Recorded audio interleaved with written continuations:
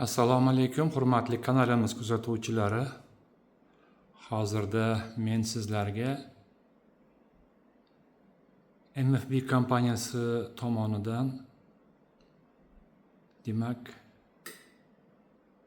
sizga taqdim qilinayotgan pechenye, kurabiye, zefir, zavarnoye testo, ekler, sladok kabi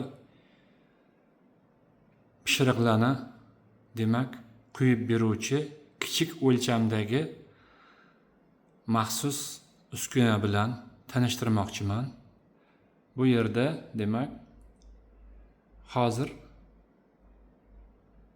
ochish tugmasini bosamiz va uskuna harakatga keladi. Bismillah.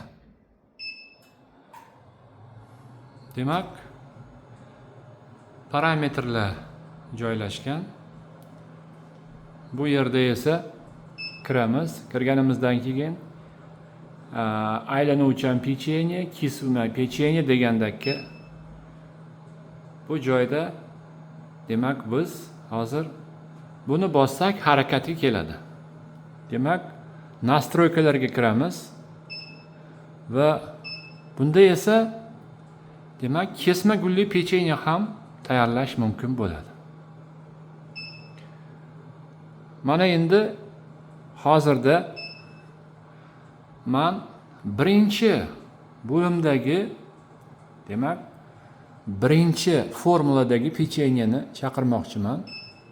Chaqirdim, keldi. Ko'rdingizmi? Hozir demak men bunga patnus qo'ysam, demak ishni boshlaydi. Mana patnusni ham qo'ydim. Patnusni ham qo'ydim. Ko'ryapsiz?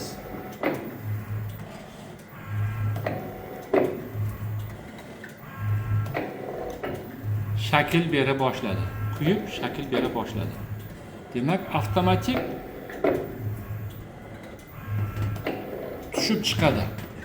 To'liq avtomatlashtirilgan uskuna soatiga 50-60 kilogramm pechenye, kurabiye, zefir, zavarnoye testo, ekler, sladok kabi demak pishiriqlarni sizga quyib berish qobiliyatiga ega.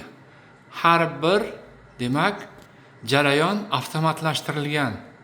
Ya'ni siz boshqa gul qilmoqchi bo'lsangiz, boshqa gul, kesma gullik qilmoqchi bo'lsangiz, kesma gullik qilish mumkin bo'ladi. Masalan, biz hozir ikkinchi retsepturaga kiramiz. Enter bosamiz. Chaqiruvni bosganimizda bu joydagi sonlar o'zgardi. E'tibor berishimiz mumkin. 9 qator quy degandagi komandalarni o'z ichiga oladi.